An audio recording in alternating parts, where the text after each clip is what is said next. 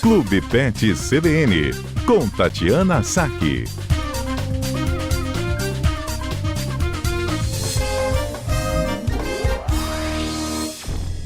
Olá, Tatiana Saque, bem-vinda por aqui, nossa veterinária que hoje fala sobre maus tratos animais. Assunto pesado que a gente tem visto bastante, né, nos noticiários ultimamente. Bem-vinda. Para os ouvintes da CBN, infelizmente, né, Johnny, parece que vem em levas, assim, né, às vezes você recebe uma leva de denúncias de maus tratos aparecendo na TV, em rede social, aí parece que de repente dá uma acalmada e a gente se depara com tudo de novo, né, esses últimos dias teve uma cadela que tomou tiro, que estava prenha, o outro que foi espancado no meio da rua, o outro animal que foi pichado pelo tráfico. Sim. Então é bastante complicado, né? Até um cavalo foi morto a tiros por uma policial militar em Cariacica também. Exatamente. Não tinha nada a ver com a situação. Até quem deveria defender o animal, né, acabou causando a morte dele e é muito lamentável. E como eles não falam, a gente precisa ser a voz deles, né, na sociedade. A gente precisa denunciar, a gente não pode ser omisso e a gente tem que denunciar os maus tratos aos animais, saber identificar situações de maus tratos, porque muitas vezes também as pessoas acabam julgando de forma pontual determinadas situações, mas entender, né, o que são os maus tratos e como fazer essa denúncia é muito importante para que os animais possam ser resgatados, né, e essas pessoas possam ser condenadas. Ô Tati, a gente costuma ver situações em que os maus tratos ficam muito evidentes, porque são situações claras ali, o animal está amarrado, sem comida, sem água, às vezes muito machucado, mas existem várias formas. Eu me lembro que nós noticiamos aqui, você também comentou sobre esse caso, sobre um animal que foi deixado na varanda de um apartamento, no sol, por muito tempo. Como é que a gente faz para identificar que aquilo ali não é uma situação momentânea, que merece uma denúncia, e como a gente pode denunciar? Porque às vezes esse agressor é o vizinho e a gente vai ter um problema com o vizinho. Como denunciar, Tati? Exatamente.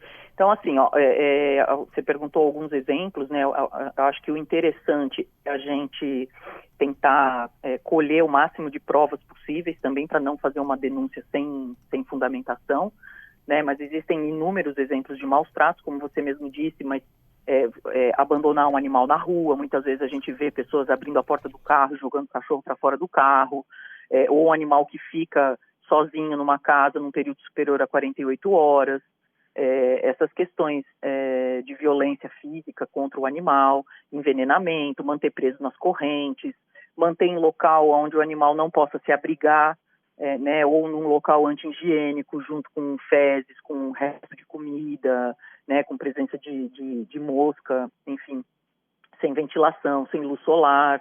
O animal que tem uma assistência veterinária negada também, por exemplo, que esteja doente ou ferido e a pessoa não se propõe a cuidar desse animal, ou uma pessoa que obriga um animal a trabalhar, a fazer um trabalho excessivo ou superior à sua força, né? Muitas vezes aí se aplicaria mais, acho que principalmente nas grandes cidades, a animais de carroça, né? Que já estão ficando cada vez menos comuns, graças a Deus. A captura de animal silvestre também é um exemplo de maus tratos. E teve uma notificação também esse tempo atrás, por exemplo, de rinha de galo, né? Se não me engano, acho que foi na Serra que estouraram um local onde tinha rinha de galo e tinham muitos animais, inclusive feridos. São todos exemplos, né? Mas a gente tem que tentar acompanhar isso durante um determinado período ali para que a gente consiga fundamentar nossa denúncia, né? A não ser que seja alguma coisa urgente que está acontecendo ali naquele momento, mas as provas, elas são muito importantes. Tati, a gente está falando sobre esse assunto hoje com base em notícias recentes agora. Nós comentávamos no início do quadro sobre a quantidade de casos de violência contra animais e hoje mesmo, agora há pouco, a gente recebeu uma informação aqui da Polícia Civil sobre resgate de animais que foram maltratados aqui em Vitória. O Núcleo de Proteção Animal da Delegacia Especializada de Proteção ao Meio Ambiente, junto com a Guarda Municipal, com a Secretaria Municipal de Meio Ambiente aqui de Vitória, resgatou uma cachorra da raça Pitbull no Morro da Garrafa, aqui na Enseada do Suá, né, na região da Enseada do Suá, essa ação foi feita por causa de denúncias de maus tratos. Aí os policiais e os agentes da guarda constataram as lesões na cabeça do animal, provocados por um instrumento contundente que teriam ocorrido no dia anterior, de acordo com as informações da guarda. O autor das lesões diz que foi obrigado pelo tráfico a machucar a cachorra, mas ele simulou que teria matado a cachorra, que era uma ordem do tráfico, e essa ordem veio porque o cachorro tinha mordido pessoas na região. Eu li essa notícia que foi enviada pela Polícia Civil porque é muito comum a gente ver algum tipo de reação acontecer após o animal atacar alguém que está na rua, atacar algum vizinho. Mas o animal não pensa, né, Tati? Como é que a gente lida com isso? Os tutores têm que cuidar? Tem formas de fazer com que esse animal seja recolhido, levado para um local onde ele também não represente um risco para as pessoas? Uma situação complexa, né? É bastante complexo, Johnny. Assim, eu vejo que existem duas situações que são comuns. Existem os animais que têm pessoas responsáveis por eles, né, que têm donos, e esses animais acabam tendo um livre acesso à rua. São animais que a gente fala que são peridomiciliados, eles vão para casa, eles comem, eles dormem, mas eles saem livremente por aí e podem, se forem animais bravos, morder outras pessoas. Tem os animais que escapam pontualmente, né, e acabam provocando um determinado acidente. Nessas duas situações, o tutor é o responsável, né? O responsável pelo animal tem que cuidar da segurança do animal e da segurança das pessoas que circulam nas ruas. Então, essa é uma questão de responsabilidade pontual do dono do animal. E existem também os animais que estão em situação de rua, né, que são inúmeros animais que ou foram abandonados ou procriaram na rua e estão nas ruas. E aí a gente precisaria realmente de políticas públicas efetivas para controle populacional, para recolhimento dos animais, para adoção. É uma coisa bastante complexa no sentido de que você pega uma fêmea que está solta na rua, essa fêmea, em um prazo de 2 anos, ela pode multiplicar a população de rua ali em 8 vezes, se não me falha a memória. Entendeu? Por quê? Porque ela procria, aí os filhotes dela vão estar na rua, esses filhotes vão procriar, né? Enfim, e aí, se você não tiver políticas públicas que recolham esses animais e que deem um destino adequado, né? E que se responsabilizem pela saúde pública e pela saúde animal, é difícil a gente conseguir controlar a situação. Uhum.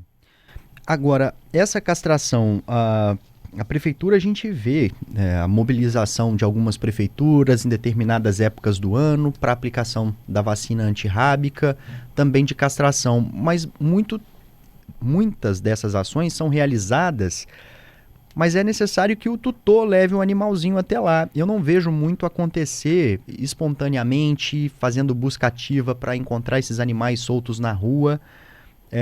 Isso é possível e é permitido que seja feito, né, Tati?